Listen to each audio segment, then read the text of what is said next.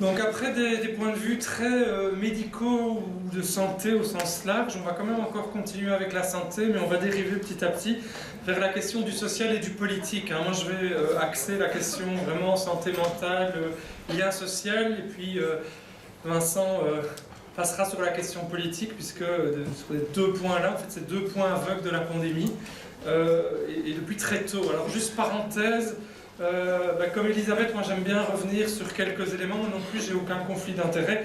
Toutes mes recherches sont de financement ou public ou sans but lucratif, et donc certainement pas de lobbyiste de tout poil. Je suis effectivement doyen de faculté. On a posé des questions tout à l'heure à ce propos, et mon avis est très critique sur la présence des lobbyistes, notamment dans l'enseignement. Ce qui m'a fait beaucoup rire, c'est qu'après la pandémie, j'ai été nommé, même par le ministre d'ailleurs, dans la centaine d'experts qui est nommé au Conseil supérieur de la santé. Donc Van den Broek me nomme à cet égard, et notamment sur l'expertise sur la digitalisation de la santé. Donc vous pouvez au moins savoir qu'il y en a un qui va essayer de veiller à cette dimension-là de manière...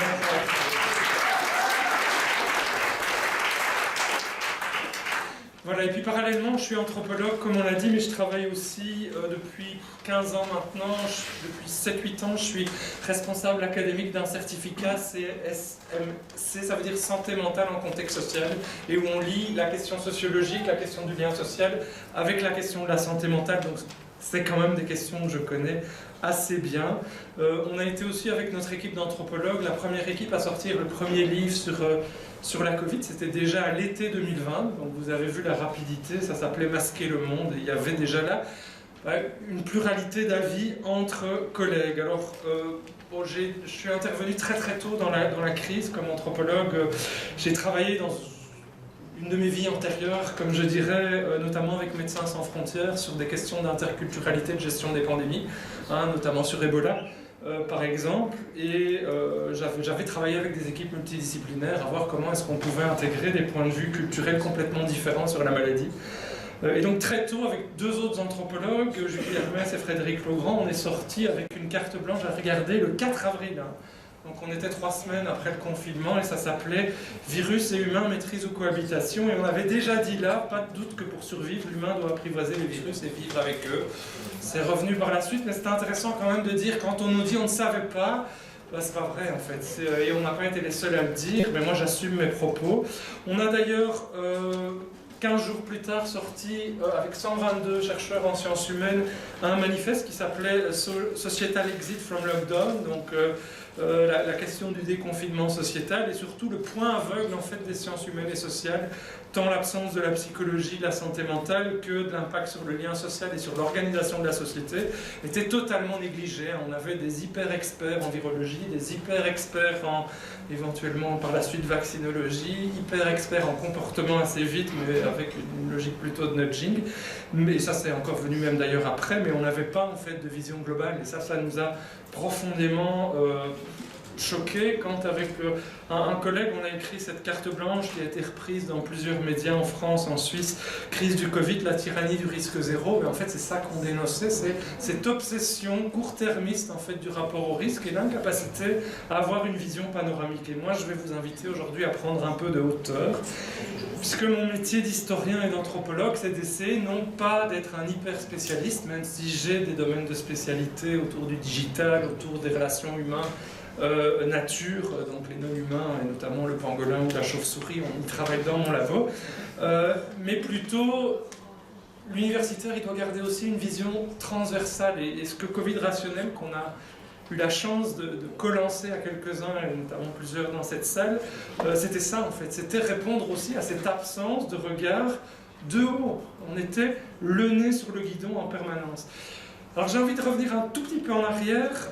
Je reprends les propos d'un sociologue qui s'appelle Abraham Franzen, il est sociologue à l'université Saint-Louis, et il disait en 68, la génération de certains, il y en a 2-3 dans la salle, c'était changer le monde. En 80, c'était trouver sa place dans un monde qui devient plus complexe. Souvenez-vous, les premières crises post-pétrole, la montée en puissance d'un certain type de néolibéralisme, etc. Et puis pour la génération des jeunes de 2010, et je sais que beaucoup sont intéressés par la question des jeunes, et donc je ferai un moment un focus sur eux, Ben, c'est une génération à l'abri d'un monde qui se décompose. Et on leur a offert en fait ce monde en décomposition avec la pandémie quelques années plus tard. On y reviendra. Alors c'est intéressant de prendre ce recul parce que ça permet de voir par exemple, avant la pandémie, c'était quoi depuis 5 ans les films qui marchaient énormément dans cette tranche d'âge, on va dire des en dessous de 25 ans. Donc des 10-25 ans. Eh ben, en fait c'est de multiples films dystopiques. Donc c'est intéressant de se rendre compte de ça parce que c'est vraiment les films qui étaient streamés le plus par les jeunes, qui en cinéma attiraient cette audience-là de manière la plus importante, les séries qui étaient les plus regardées de même. Et c'est chaque fois des dystopies où le rapport à la nature, problématique au sens large, parce qu'un virus en fait partie, était posé. Explicitement, on a souvent d'ailleurs des pandémies. Et puis vient assez vite, on va y venir, la pandémie. Alors je pense que c'est important de se rendre compte de ça parce que l'anthropologue il travaille sur les faits, il travaille sur ce qu'il observe, mais il travaille sur les discours aussi. Et derrière les discours, on a accès aux imaginaires. Et les imaginaires, dans la crise Covid, pour moi, ils sont fondamentaux. On a façonné des imaginaires. Tout à l'heure, une médecin courageuse du Luxembourg nous disait « Moi, j'étais de l'autre côté. » L'autre côté, quel côté? Pourquoi un côté? Parce qu'on a construit des côtés, évidemment. Et donc, on était déjà dans une société qui ne fait plus rêver. Et je pense que ça, Vincent continuera là-dessus aussi sur le politique. Hein, on a un politique qui nous fait plus rêver aujourd'hui. Une société jugée injuste, complexe, hors de contrôle dans toutes les enquêtes, et je vous fais juste une synthèse ici, je pourrais donner toutes les sources, hein, mais ça ressort. Déjà, les enquêtes européennes sur les valeurs, depuis plus de 20 ans, on voit un trend de ce type-là. Des décideurs qui sont passifs, jugés carriéristes, localistes aussi. Hein, il y a un petit débat sur un master en médecine, je ne vais pas rentrer dans ce détail, mais qui pose des questions amusantes pour le moment. Avec un certain désengagement en fait, des citoyens. Aujourd'hui, on le voit, hein, on ne veut pas voter pour une alternative qui n'existe pas, c'est simplement, on voit les taux en Belgique alors que le vote est obligatoire, d'élection en élection qui descend, donc ça c'est un signe de désengagement sociétal des citoyens. Et puis, des tentatives de substitution en investissement, soit dans des choses plus hédoniques qui font plaisir, des compensations virtuelles pour les jeunes notamment. Ça, c'est la situation avant la pandémie. Puis la pandémie arrive, d'ailleurs il y a un film parallèle qui était sorti à cet égard. Et là, effectivement, on voit une myriade de thèmes émerger. Alors avec mes chercheurs, avec mes étudiants à Saint-Louis à Louvain, on a travaillé sur tous les discours. Donc on a analysé plus de 50 interlocuteurs majeurs de la crise, parce que on n'allait pas laisser passer des choses comme ça. Ça arrivera dans un beau livre qu'on est en train de vous préparer avec Covid Rationnel et avec mes collègues, où on voulait quand même donner notre point de vue sur la crise. Et donc on a fait des analyses, des discours, des tensions, des imaginaires tels qu'ils sont construits. Je pense qu'il y a plus que 2 camps, il y en a de multiples. Ça donne des choses complexes. D'ailleurs, vous verrez, il y a quelques intervenants de la salle ici dans ce schéma-ci, par exemple. Là, on a un rentier, la borderie, pour ne pas les nommer, on en a d'autres aussi. Et puis, les travaux, en fait, ils sont limités par la temporalité de la science. La complexité d'un côté, la temporalité de la science. J'ai voulu regarder un peu une série de données de base pour pouvoir faire de la comparaison et voir ce que la pandémie amène. Eh bien, figurez-vous que chez Sciences Anno, sur les enquêtes régulières, pas de bol, les prochaines données doivent être publiées en 2023. 2013, 2008, 2018, 2023. Donc je n'ai pas de données sur certaines choses où je voudrais faire des comparaisons. Je vous le dis tout de suite, je veille évidemment quand elles sortiront pour faire ces analyses. Alors je vais commencer par un panorama général, ces préliminaires ayant été dits, autour de ce que j'appelle crise, anthropologie et imaginaire. Si on regarde un peu comme anthropologue qui a travaillé sur des questions de pandémie, qui a travaillé sur des questions de crise, la situation post-pandémie, il y a au moins 8 points qui me frappent. Le premier, c'est qu'on a été bercé dans une temporalité de l'instant, qui est renforcée par les règles variables qui insécurisent, qui est renforcée aussi par les réseaux sociaux qui sont des logiques de l'instant, avec des notifications qui attirent en permanence par une économie de l'attention, votre attention justement. Et donc on a été incapable, ou on a eu très très difficile à sortir sur une temporalité longue. Hein, le basculement de la gestion de crise à la gestion de risque, on l'a connu qu'au bout de 2 ans finalement. Hein. Ça a été un premier constat. Deuxième constat, en fait, on s'est comporté complètement en occidentaux, peut-être pas en médecins libéraux, mais en occidentaux au sens qu'on a eu tout au long de la crise un technoprométhéisme. On croit dans des objets qui ne sont pas que des objets techniques, mais qui sont des objets qui deviennent quasi religieux chez les occidentaux. Et en fait, vous regardez l'histoire de l'Occident, vous vous rendez compte que ces rapports aux objets, le fait de croire que les objets portent notre réel et l'infléchissent, ils sont très très importants. Et donc, le testing, le tracing, le vaccin. Alors c'est marrant, hein, parce que le testing, on sait que ça n'a pas marché. Mais alors, évaluation, jamais, parce que objet sacré, en fait, quelque part. C'est croire qu'on a pris sur les choses. C'est très différent de ce qui se passe en Asie, où on sait que dans les sociétés asiatiques, en général, on considère qu'on n'a pas pris sur les choses et qu'on doit être dans des logiques d'acceptation, qui ont d'autres faiblesses, bien entendu, mais on a été profondément occidentaux, même si on a aussi intégré des logiques chinoises. Alors, troisièmement, il y a une gouvernance par les nombres, mais des nombres dont on ne savait même pas ce qu'ils voulaient dire, mais il fallait tout justifier et guider par des nombres, sans avoir de dimension critique par rapport à ces nombres. Souvenez-vous, à chaque JT, pratiquement, pour ceux qui les regardent encore, on avait ces chiffres qui apparaissaient et dont on sait aujourd'hui, évidemment, qu'ils ne veulent pas dire grand-chose. Hein. Le nombre de cas, le nombre d'hospitalisations, le nombre de soins intensifs, le nombre de vaccinés, etc. Quatrième élément, là, on a eu une logique top-down qui s'est superposée à la logique occidentale, et cette logique top-down, des chercheurs ont montré qu'elle avait, français notamment, qu'elle avait en fait simplement par la logique d'absence de stratégie, d'absence de capacité à prendre du recul, on a simplement les fameux grands centres de vaccination par exemple, on a fait que, ou le tracing ou le testing, on a fait que reprendre la logique chinoise. Donc les Chinois ont donné une solution clé en moins en Italie quand les choses sont arrivées, puis on a tous copié l'Italie. Et donc on a vraiment là quelque chose qui s'est superposé et qui pour le coup n'est pas dans nos traditions, en tout cas de ces dernières décennies, en Occident, avec une certaine infantilisation, puisque en Chine, l'individu, en tant que personne, n'a pas du tout la même fonction sociale, le même statut et les mêmes droits que l'individu en Occident. Et ça aussi, on n'a pas du tout compris en fait ce qui se jouait. Cinquième élément, on a vécu une propagande de masse, vous le savez tous. Le cas danois est par exemple très très intéressant puisque le Danemark lui s'est excusé, l'a admis. J'attends de voir que le gouvernement belge fasse comme le gouvernement danois. On a eu évidemment des logiques médiatiques assez problématiques, hein, où on a surfé sur le l'audimat, sur le titring, sur les oppositions clivées. Tout ça, ça fait vendre. On a oublié nos traditions de santé, il y a beaucoup de médecins dans la salle, de personnel de soins, je ne vais pas revenir là-dessus, hein, le médecin de famille notamment qui connaît ses patients et qui chaque année vaccine d'ailleurs abondamment. Là où on a oublié nos traditions, l'Afrique par exemple, elle au contraire, elle a géré la pandémie avec ses traditions, hein, notamment les chefs locaux ont eu beaucoup plus de poids dans la gestion locale de la confiance qu'une logique top-down. Septième élément, ce passage de la crise-urgence à la gestion de risque, il a fallu 2 ans et demi pour qu'on y arrive, c'est beaucoup trop long et ça entraîne des séquelles sur lesquelles je vais revenir qui sont très très lourdes. Et puis la question évidemment de l'OPA démocratique des partis, où tout se décidait en Codeco et entre présidents de partis, avec une logique de médias et de stars. Alors dernier élément de ces imaginaires, dans les imaginaires de crise, on a eu des logiques d'affrontement qui ont été construite, à dessein ou pas, il faudra le déterminer, mais quand même.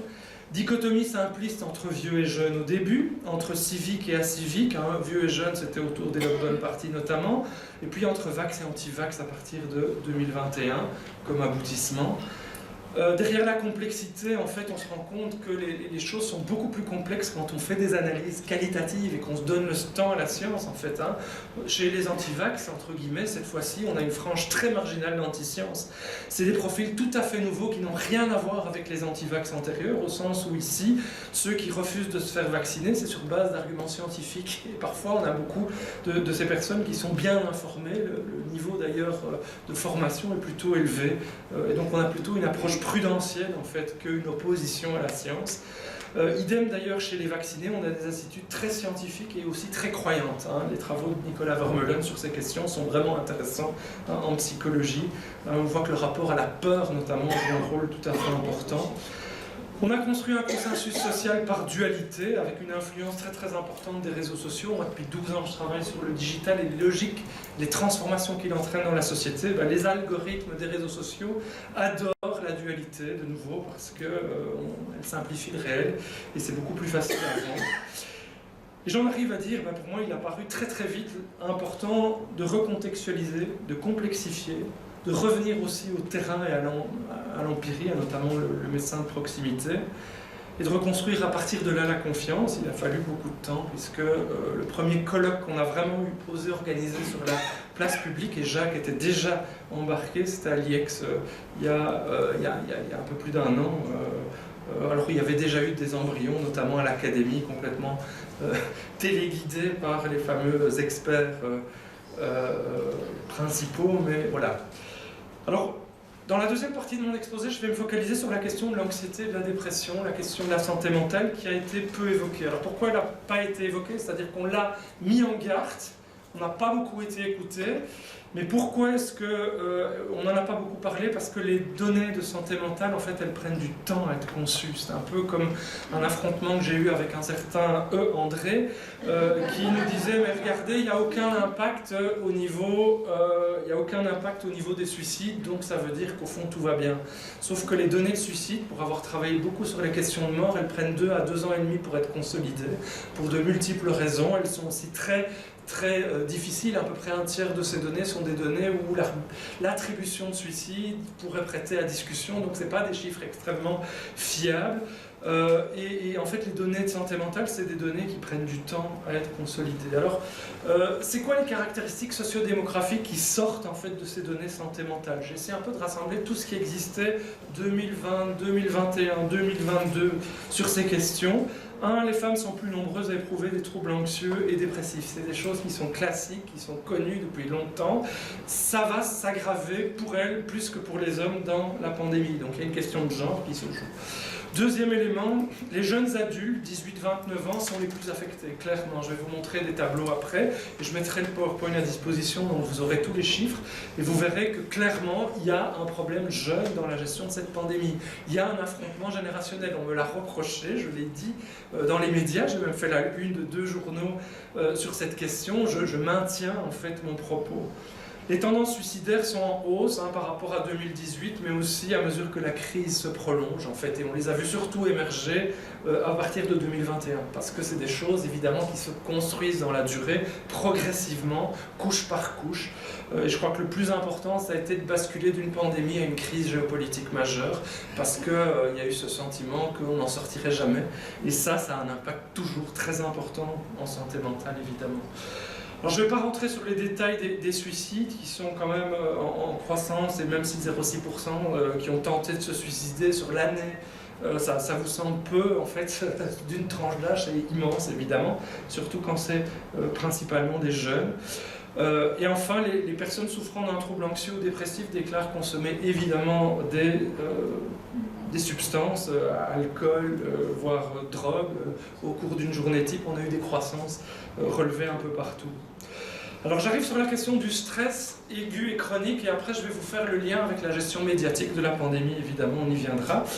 Les symptômes de stress aigu sont transformés en stress chronique chez beaucoup de personnes. Alors vous avez toute une série de chiffres ici, et je donnerai les sources, parfois je les mets, tout est sourcé évidemment.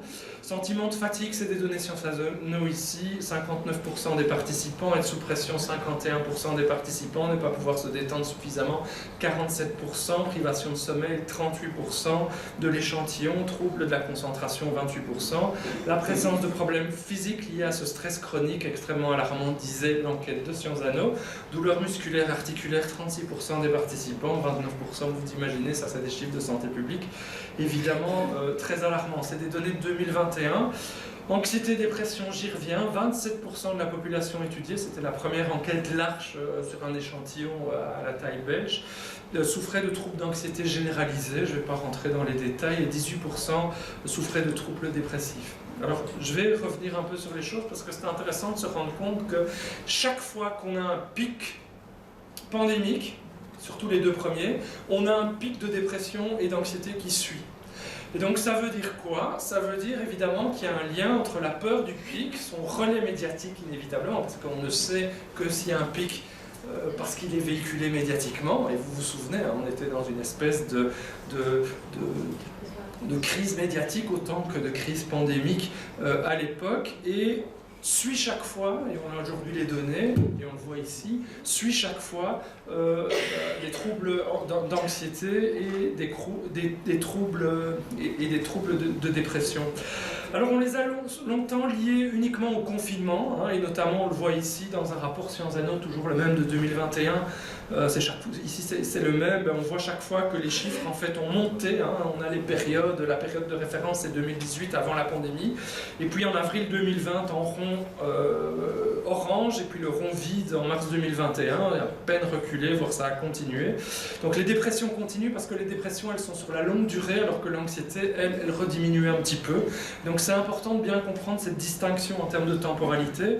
Regardez chez les jeunes adultes à droite, c'est beaucoup plus fort. Et donc, et notamment les dépressions. Et donc là, on a un train long d'une génération qu'on est en train d'ancrer, et c'est nos jeunes, c'est le futur de la société, dans une logique dépressive. Alors, regardez les pourcentages, 40%.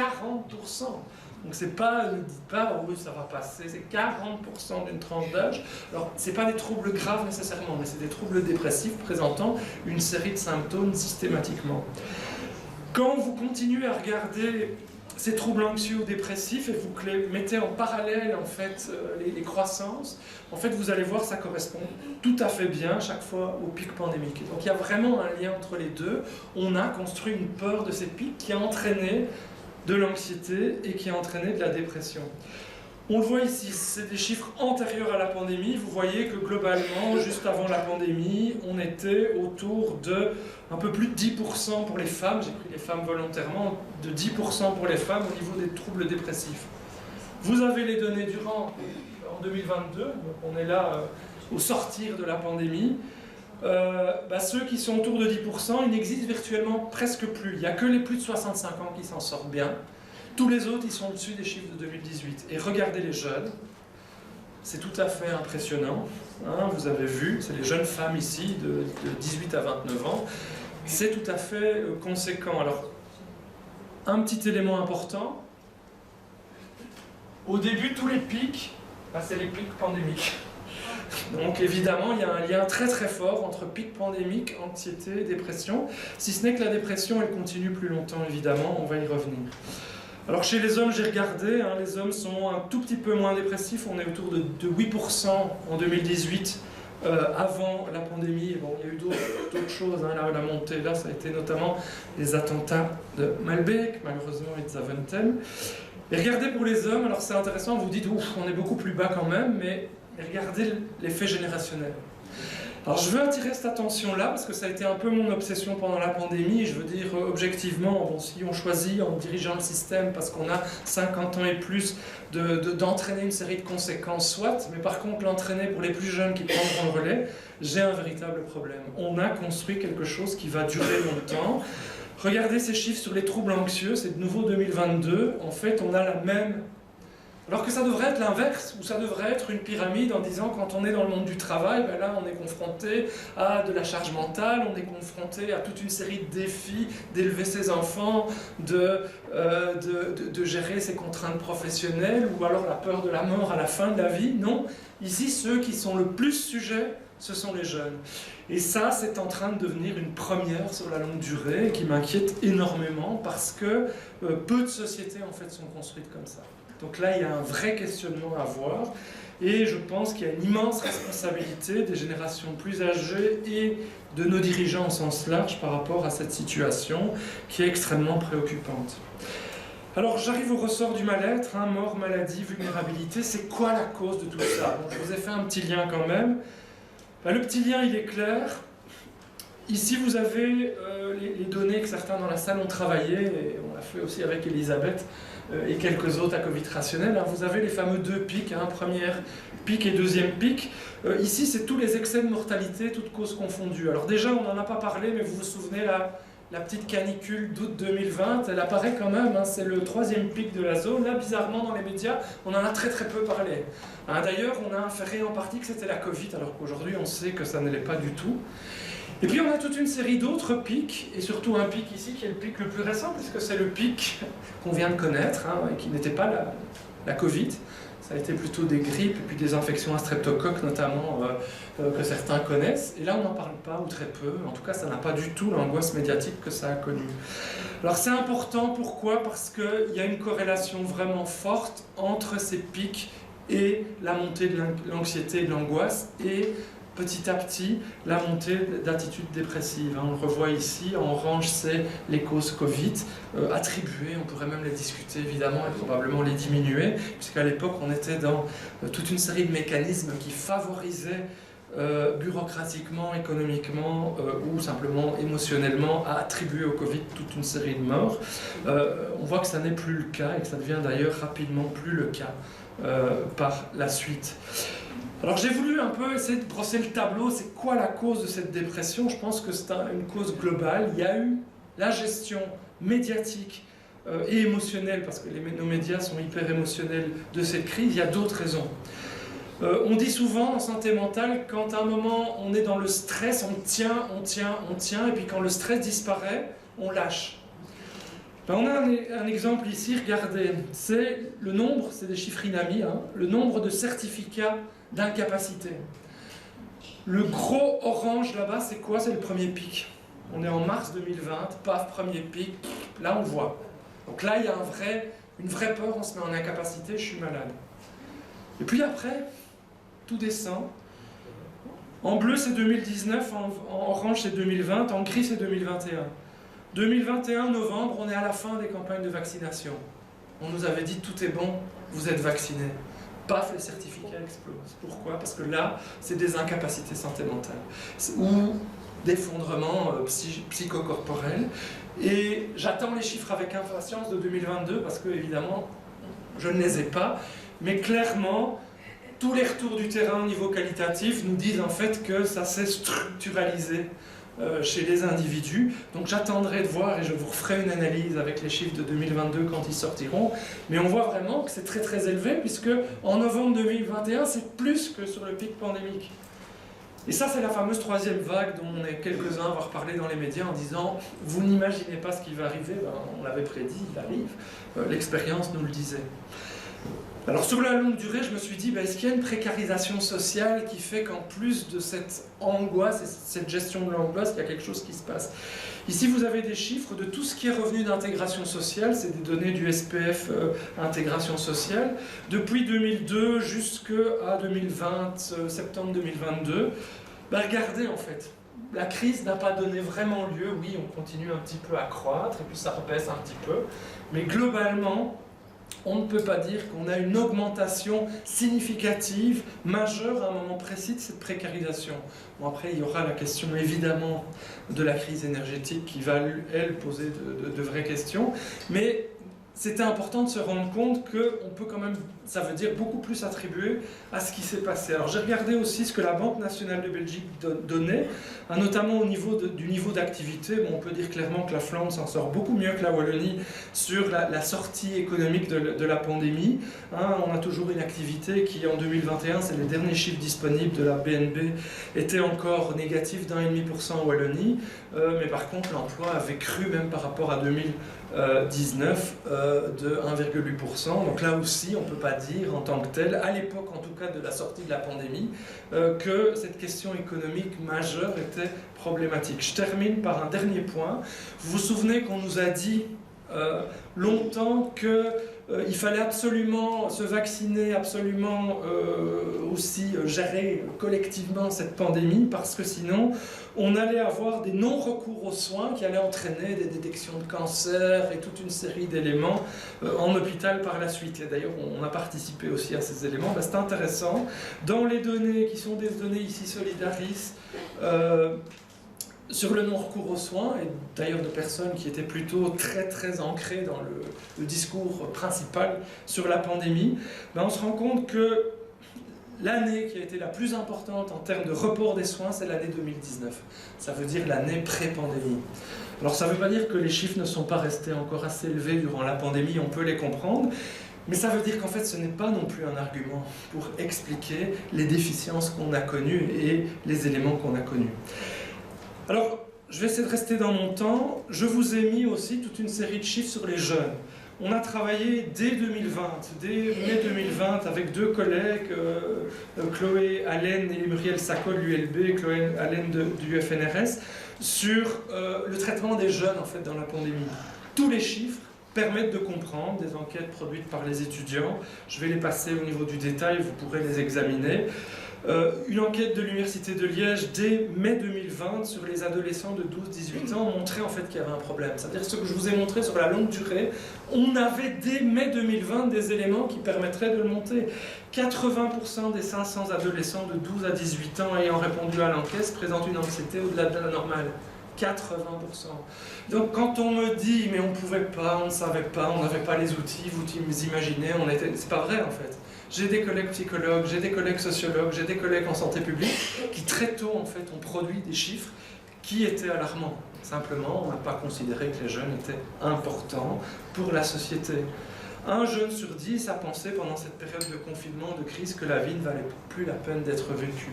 Ça vous paraît peut-être peu, mais pour des jeunes quand même, à cet âge de 12 à 18 ans, ça pose de vraies questions. Dans cette enquête, on montrait aussi que le sentiment d'ennui, la difficulté à se concentrer, à monter en puissance, parenthèse, aujourd'hui dans mon université, on a doublé le nombre d'étudiants détectés dyslexiques en 3 ans. Donc les chiffres de 2019 et les chiffres d'aujourd'hui, c'est 2 fois plus. Donc en 3 ans, on a doublé les chiffres qui avaient monté, qui avaient pris 15 ans pour monter à ce niveau-là. Donc on a vraiment une augmentation majeure, on vient de faire ça cette semaine, donc j'ai les chiffres tout chauds.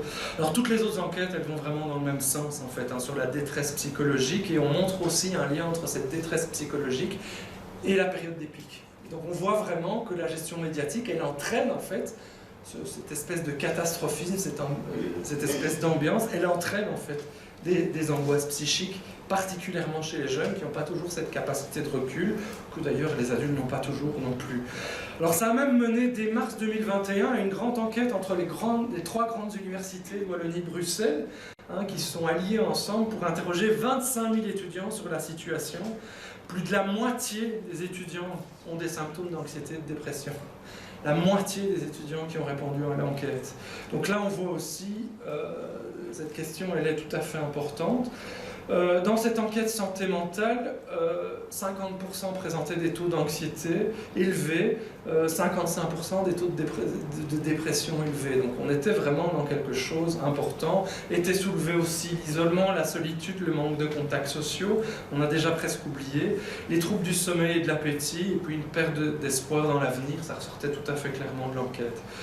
Je vais passer le respect des mesures sanitaires, je vous les mettrai comme ça, vous les aurez à disposition. Et du côté de l'Union des classes moyennes, on avait aussi une enquête à la même époque, du côté de 4700 parents, donc ce n'est pas des petits échantillons, qui montraient chez leurs jeunes, 46% des ados ont du décrochage scolaire, une perte de motivation pour 64 d'entre eux. 68% se déclarent stressés, 45% fatigués, 39% disent qu'ils se sentent seuls. 1 sur 2 atteint un sentiment de déprime. Vous voyez, tous les chiffres et toutes les enquêtes, elles allaient dans la même direction. Ça, c'était il y a pile 2 ans, puisqu'on était en mars 2021. Alors je vous montre quand même, parce que 1, les enquêtes allaient toutes dans la même direction, et 2, on avait les chiffres. Et ils ont été publiés dans les médias, parce que je les ai aussi retrouvés là-bas. Alors vous me direz, Sciences Anno, qui est quand même l'instance Sciences Anno, en avril 2021, elle publie une enquête santé mentale, et dans cette enquête santé mentale, on est un petit peu plus optimiste, on n'est pas à 50%, on est plutôt autour d'un tiers, plutôt que de la moitié, mais en fait tous les chiffres vont dans la même direction. Donc on est dans du rouge vif au niveau de la santé mentale des personnes. Je passe les enquêtes suivantes qui, là aussi, se corroborent. Les enquêtes internationales, puisque tout à l'heure, mon ami recteur honoraire de l'Université de Liège, Bernard, le soulignait, le CDC, ça a été quand même un phare dans une certaine nuit. Même le CDC, en fait, reconnaissait ça aussi dès juin 2020, qu'il y avait un problème, mais par contre là, ça a été beaucoup moins médiatisé que d'autres types de données du CDC.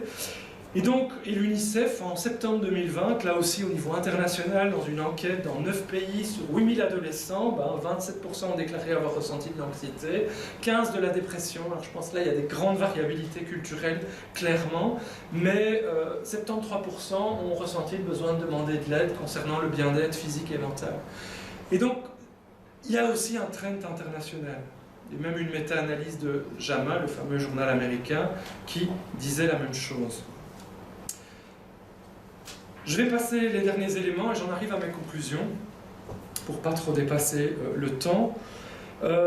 Ce mois-ci, là, le 16 mars, donc c'était il n'y a pas très longtemps, la Libre titrait « Le bonheur des Belges remonte, mais les jeunes sortent difficilement de la crise Covid ». Vous m'étonnerez. Vous avez compris évidemment pourquoi. Et les conséquences en termes de santé mentale, elles se marquent dans les trajectoires de vie. Elles sont extrêmement importantes. Je vous ai parlé de nos étudiants à Louvain et les discussions que j'ai eues avec des collègues à l'ULB ou à Liège montrent en fait que sur la montée en puissance de certains types de dyscalculie, dysgraphie, troubles de l'attention qui est immense et qu'on commence à voir maintenant, elles sont partagées dans toutes les universités. Louvain n'a pas le monopole. Le deuxième exemple, c'est ces fameux chiffres qui sont sortis pour décembre 2022.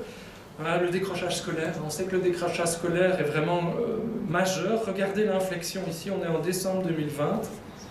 Et puis on a une inflexion et une montée majeure. On a doublé en 2 ans le décrochage scolaire. Alors ça va avoir un impact sur des décennies, parce que c'est des trajectoires de vie, c'est des questions d'ascension sociale, c'est des questions d'égalité des chances, etc. qui vont se jouer. Et évidemment, c'est pas étonnant quand je vous passe le tableau, et je pense qu'on n'aurait pas dû être étonné parce qu'on avait tout pour le voir, parce qu'on est quelques-uns à être sortis, Bruno Van Humbeek et d'autres, à être sortis sur ces questions-là. On n'a pas été entendus. Comme si les corps physiques étaient plus importants que les corps mentaux moins importants que les corps physiques. Dans les faits, on sait très bien qu'il n'y a pas de distinction à voir. L'un et l'autre fonctionnent de pair, puisque c'est qu'une réalité ensemble, et donc ça pose de vraies questions. En conclusion, et je donne la parole à mon ami Vincent Laborderie, toute cette situation, elle entraîne chez les parents, chez les jeunes, et plus largement sur la société, une méfiance en fait dans le politique. Une méfiance dans le politique. Est-ce que notre système démocratique fonctionne bien? Est-ce qu'on a bien géré cette pandémie? Il va regarder à l'enquête.